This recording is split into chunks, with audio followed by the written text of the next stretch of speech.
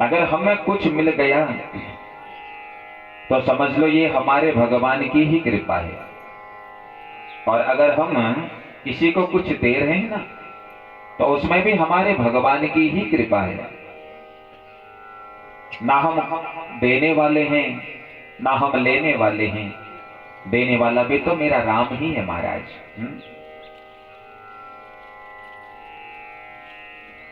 उसी भगवत कृपा से हम सब लोग भगवान स्वयं देवता के इस पावन दरबार में बैठ करके विगत 8 दिनों से रामचरितमानस पर आधारित भगवान श्री राम की पावन कथा श्रवण कर रहे हैं।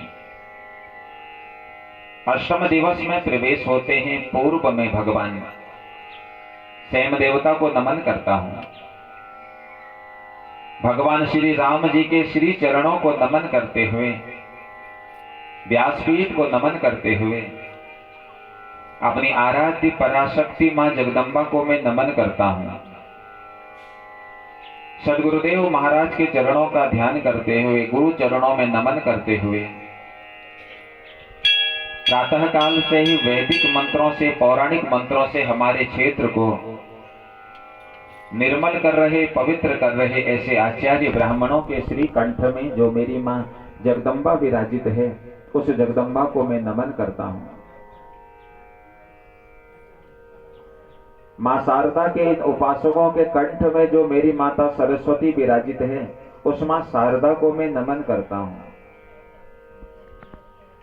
कथा में मध्य विराजित मेरी शक्ति स्वरूपा, मेरी भक्ति स्वरूपा, मेरी माताओं के हृदय में जो मेरी माता जगदम्बा विराजित हैं, उस जगदम्बा को मैं नमन करता हूं। कथा में विराजमान सज्जनों के हृदय में जो मेरे गोविंद विराजित हैं, उन गोविंद को मैं नमन करता हूं। और सभी को नमन करते हुए आइए हम प्रवेश करते हैं आज अष्टम दिवस की पावन कथा में। जिस कथा को श्रवण करने मात्र से जीवन की व्यथा दूर हो जाए। जीवन की व्यथा अगर दूर करनी है तो सिर्फ और सिर्फ राम कथा की शरण में आना पड़ेगा महाराज।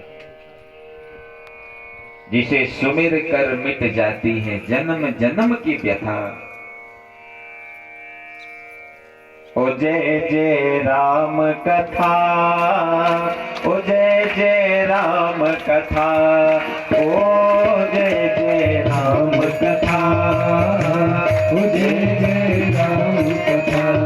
जिसे श्रवण कर मिट जाती है, जिसे श्रवण कर मिट जाती है जन्म जन्म की व्यथा। ओ जय जय राम कथा, ओ जय जय राम कथा, जय जय राम कथा, ओ जय जय राम कथा। सुमिरन मात्र से जन्म जन्म की व्यथा जो मिटा दे बंधु को। अच्छा, जीवन में व्यथा क्यों आती है हमारे? जब हम खुद को नहीं पहचान पाते हैं, हम कौन हैं, हम यहां क्यों आए हैं, हमें क्या करना चाहिए। हाँ, जब हम खुद को नहीं पहचान पाते हैं तो जीवन में फिर बंधुओं व्यथा के अलावा कुछ और नहीं आ सकता। और जब हम खुद को पहचान लेते हैं तो जीवन की सारी व्यथाएं दूर हो जाती हैं। और खुद को हम तब पहचानेंगे जब हम मानस की शरण में आएंगे। मानस की शरण में आकर के हम स्वयमेव को पहचानते हैं, अपने कर्तव्यों को पहचानते हैं। तो इसीलिए हमें भगवान की शरणागति धारण करनी चाहिए। तो कल की कथा में आप श्रवण कर रहे थे, सुग्रीव से हमारे प्रभु मिले हैं। बाली का मेरे भगवान ने उद्धार किया और सुग्रीव को राजा बनाया। सुग्रीव ने वचन दिया था भगवान को कि प्रभु मैं माता सीता की खोज करवाऊंगा। थोड़ा बेच दे दो। मैं माता सीता की खोज करवाऊंगा और माता सीता की खोज में मैं अपनी सारी सेना को लगा दूंगा महाराज। भगवान ने भी वचन दिया, सुग्रीव मैं तुझको राजा बनाऊंगा। भगवान ने जो कहा भगवान ने किया, सुग्रीव को राजा बनाया।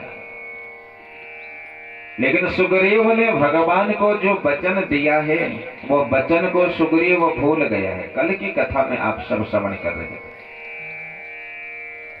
ये कथा हम सबको एक मार्ग दिखा रही है। पहले किसी को कुछ देने का वचन न दो, और अगर किसी को कुछ देने का वचन अगर दे दिया, फिर महाराज उसको बहुत देना चाहिए। 4 महीने बीत गए बंधुओं, लेकिन अभी तक सुग्रीव ने भगवान की कोई सुध नहीं ली है। तो कल भगवान ने लक्ष्मण को भेजा है, जाओ लक्ष्मण, और जाकर के जरा सा सुग्रीव को क्रोध दिखाओ। सुग्रीव को लक्ष्मण ने क्रोध दिखाया था, और यह सुग्रीव